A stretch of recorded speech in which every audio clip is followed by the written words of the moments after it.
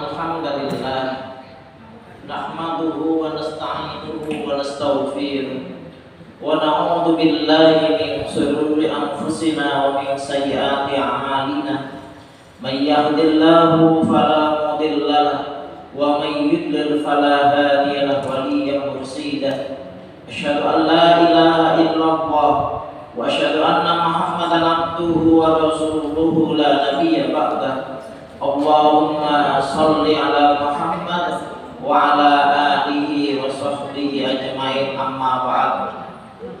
Ibu-ibu jamaah pengajian yang dirahmati oleh Allah, segala puja dan puji syukur bagi Allah yang masih memberikan kita kesehatan, masih memberikan kita kemampuan untuk hadir di majelis ilmu ini dalam rangka membangun silaturahim dan sekaligus kita menambah wawasan ilmu keagamaan kita.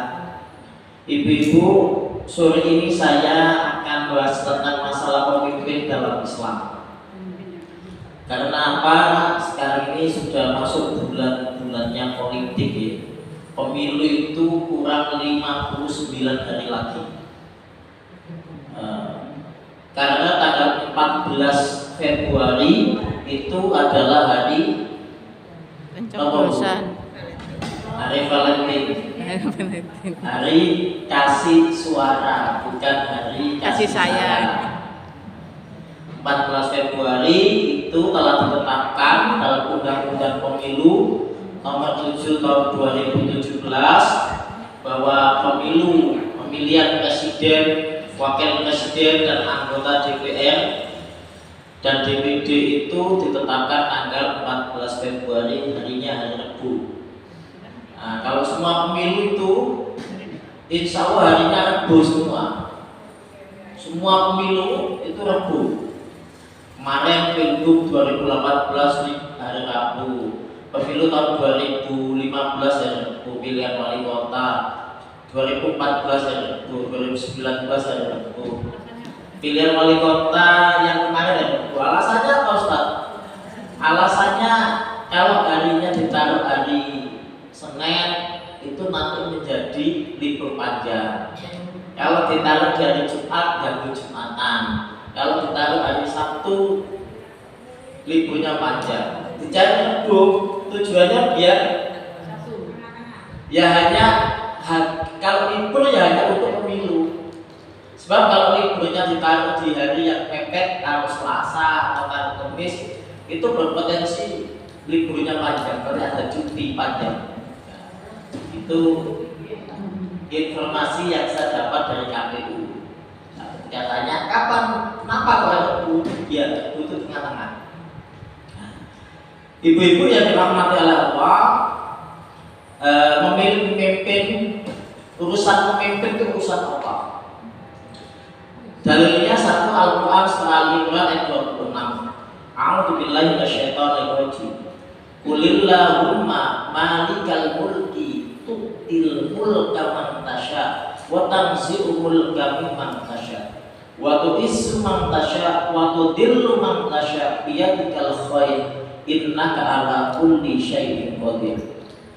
Jadi urusan memilih pemimpin itu urusan Allah. Siap kita ini hadir untuk nyoblos, tapi sebenarnya Allah sudah menetapkan pemenangnya. Pemimpin itu bukan mereka yang kaya-kaya, bukan mereka yang punya kekuasaan, tidak, tapi karena Allah sudah menetapkan. Katakan hai Allah malikal mulki, Allah itu rajanya para raja. Pemimpin dari segala macam pemimpin itu Allah, penguasa dari segala macam penguasa. Al-Malik itu pemimpin raja, presiden yang paling tinggi itu Allah. Tu'til mulka man tasya. Allah karena yang paling tinggi kedudukannya, paling yang menentukan segalanya, maka Allah tu'til mulka man tasya, hanya memberikan kepada siapa yang Allah kehendaki.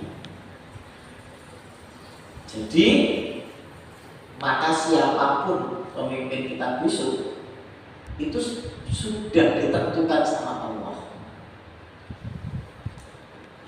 Wa tanzi'u, dan Allah mulai akan mencabut terhadap apa? Mulka, kekuasaan, mimman tasyad, dari siapa saja yang mau kehendaki. Jadi itu dalilnya yang pertama ya. Ibu-ibu harus tahu bahwa urusan pemimpin itu haknya Allah. Tapi kita karena hidup dalam negara demokrasi yang diatur dalam undang-undang dasar, kemudian peraturan undang-undang, peraturan presiden dan lain-lain, kita sudah sepakat bahwa sistem pemerintahan kita ada yang namanya pemilu, pemilihan langsung dan umum. Untuk apa? Agar dulu ibu-ibu milih wakil rakyat saja, yang menetapkan presiden itu MPRD dulu sebelum reformasi. Setelah reformasi memilih wakil rakyat secara langsung sejak tahun 2004 itu milih wakil rakyat secara langsung, memilih presiden secara langsung, hasil perubahan Undang-Undang Dasar 1945. Maka yang kedua, Bu, kita diminta oleh Allah, karena urusan memilih pemimpin itu adalah termasuk haknya Allah. Kemudian Allah menyuruh kita, kalau kita itu memilih, ada kode etiknya, ada aturan mainnya. Jangan sembarangan. Di dalam At-Taubah ayat 20. Bagaimana nasib kita ini nanti? Lalu datanglah mereka kepada seorang pendeta. Pendeta pada zaman itu orang yang punya apa ya namanya kemampuan melihat masa depan. Diceritakan berdasarkan dari Taurat, carilah orang yang dia bukan kaya, bukan miskin, yang dia itu bisa menemukan tongkatnya Nabi Musa. Waktu itu namanya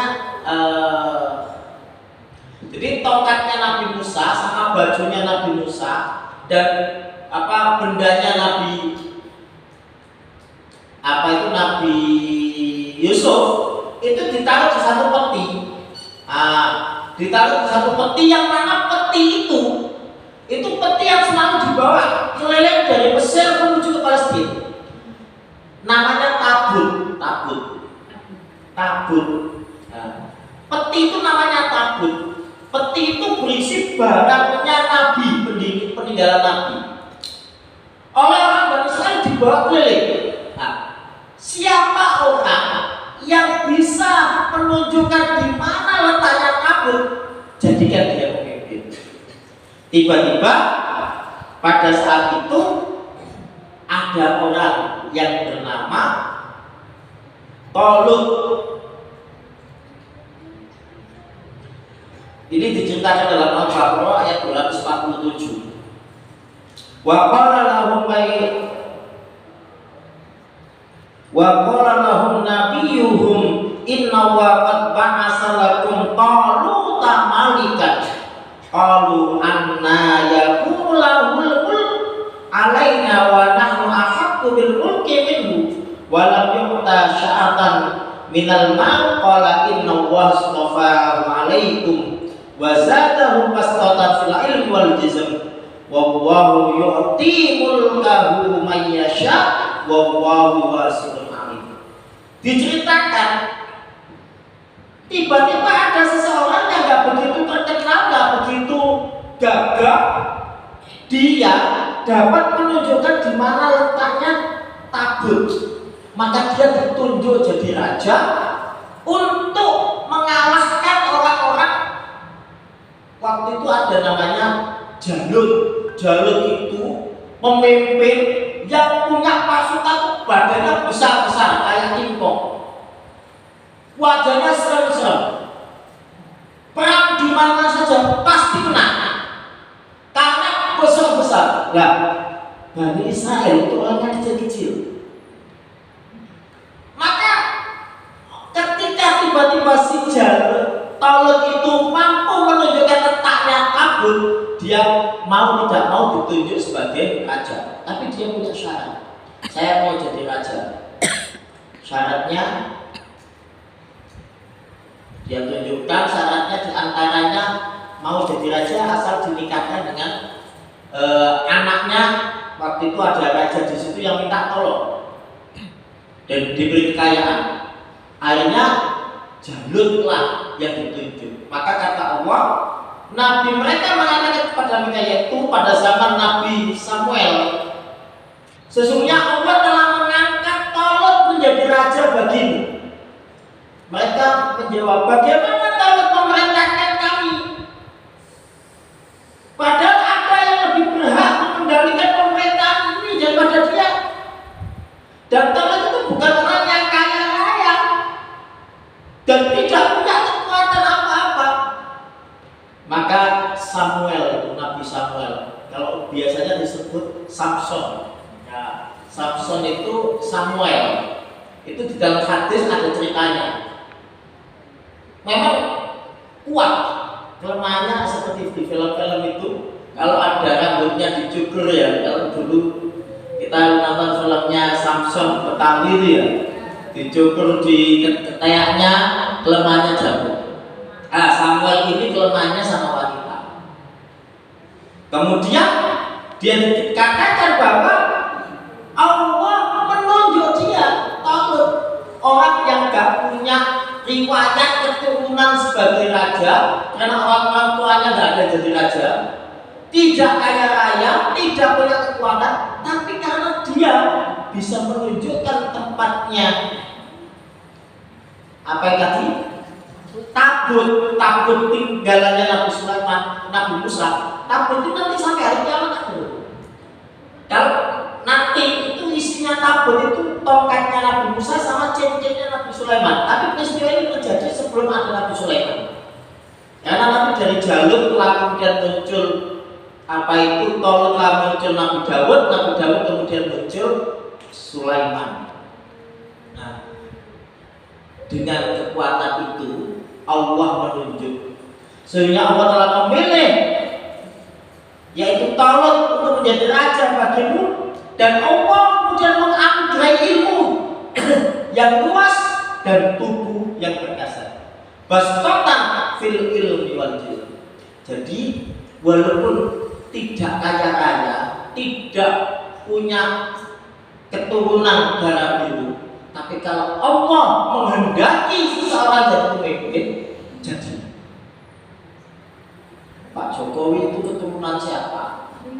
Tapi ya walaupun itu kan ada yang macam-macam ya, tapi buktinya sudah jadi presiden 10 tahun. Sampai mau ngakui gak ngakui, yang dilantik jadi presiden Pak Jokowi. Bukan orang kaya. Ya apakah Pak Jokowi itu pilihan Allah? Iya. Karena catatan di lauh mahfuz, iya. Dan terbukti pemimpin kita 10 tahun. Pak SBY juga iya. Kemudian Bu Megawati, Gus Dur, Habibie, Soeharto, Soekarno, iya semua. Itu adalah pilihan. Karena yang tercatat di sungguh-sungguh terhadap urusan itu tidak jujur, maka dia tidak akan mencium baunya surga. Hadis sahih riwayat Bukhari Muslim. Ini yang bikin kita takut. Kalau kalau ada amanat jangan minta, tapi kalau diberi amanat maka laksanakan amanat itu dengan sepenuh-penuhnya, penuh tanggung jawab, jujur. Sebab kalau kita tidak bisa melaksanakan amanat, ancamannya tak bagus suatu. Lebih baik kan gak dapat jabatan apa-apa, lebih baik gak minta. Tapi kalau dipasrai, maka laksanakan. Karena menolak ketentuan Allah juga tidak boleh. Jadi hati-hati pemimpin yang fasik. Allah berfirman, wa idza aradna an nuhlika qaryatan amarna mutrafiha fa fashaku fiha fa haqqa alaiha al-qawlu fa dammarnaha tadmira. Dalam Al-Qur'an surat Al-Isra ayat 16. Dan ketika Allah ingin menghancurkan, membinasakan satu negeri, biasanya Allah beri ujian dulu terhadap pemimpin-pemimpinnya. Kalau pemimpinnya itu kata Allah suka kemewah-mewahan, suka durhaka, maka Allah hancurkan negeri itu sehancur-hancurnya. Fafashatna fiha fahaqqa 'alaiha al-qawlu fadammarnaha tadmira. Jadi ngetesnya Allah kalau ingin menghancurkan satu negeri, pemimpin yang sudah ditetapkan itu diuji. Kira-kira pemimpin ini amanat atau tidak? Pola hidupnya itu mewah, foya-foya, korupsi, makan uang rakyat apa tidak? Peduli terhadap orang miskin apa tidak? Kemudian dengan perintah Allah, ingkar, maksiat atau tak? Kalau sudah syaratnya terpenuhi, maksiat, hidup foya-foya, tidak peduli sama orang kecil, maka Allah akan datangkan kehancuran bagi negeri itu sehancur-hancurnya. Siapa yang keladinya? Pemimpin yang dolim. Hati-hati milih pemimpin. Karena kalau pemimpinnya dolim, yang jadi korban tidak hanya pemimpin, semuanya. Beras larang, lombok larang, segalanya larang, bayar sekolah larang, sebelah kating ini repot, pajak itu tubuh, tak mari-mari, musibahnya teko terus-terusan. Ini mungkin kan pemimpin yang dolim. Jangan gara-gara dikasih BLT, terima BLT, dapat beras, dapat daging, dapat telur. Wis kiai tak pilih. Mari dipilih, besoknya suaminya di PHK. Karena apa? Bisnis jatuh, ekonomi merosot, duit entek didum-dumno, digawe foya-foya, kemudian gak bisa bayar utang, pajak melangit, perusahaannya gak kuat bayar pajak, korbannya karyawan di PHK. Karyawan di PHK sampai habis terima BLT nganggur gak bayaran. Pokoknya Desember ini ada BLT lagi nanti ya. Dapat duit, dapat beras, dapat daging, dapat telur, dapat ayam. Terus berasnya dirapel 3 bulan. Habis pemilu lali. Ya, sekarang dibiarkan. Supaya apa? Wah, duitnya siapa? Duitnya siapa yang sebenarnya? Haji larang. Dulu bayarnya murah, sudah DP 25, pelunasannya 36. DP-nya 25, untuk pelunasannya 36, 51 juta. 56 juta ya. Maka Allah berfirman, ya ayyuhalladzina amanu lima taquluna ma la taf'alun kabura maqtan indallahi an taqulu ma la taf'alun. Yang tadi Al-Isra ayat 16 yang ujian dari Allah karena pemimpin fasik. Yang sekarang As-Saff ayat 1, 2 dan 3. Hai orang yang beriman, mengapa kamu mengatakan yang tidak kamu kerjakan? Orang-orang yang suka mengatakan sesuatu yang tidak dia kerjakan, maka Allah itu marah. Kabura maqtan indallah an taqulu ma la taf'alun. Ayat ini ya kayak Ustaz pisang. Ustaz itu kalau suka nyeramai kemudian dia tidak melakoni, itu kabura maqtan. Allah marah. Kalau Allah marah, maka sama dengan kita dimarahi makhluk Allah yang lainnya. Seluruh makhluk yang ada di langit dan di bumi marah pada kita. Makanya jangan kemudian gampang ngobrol janji. Memimpin sekian tahun janjinya ternyata tidak dipenuhi. Hanya untuk kepentingan kroninya, kelompoknya, keluarganya, bukan untuk kepentingan rakyatnya.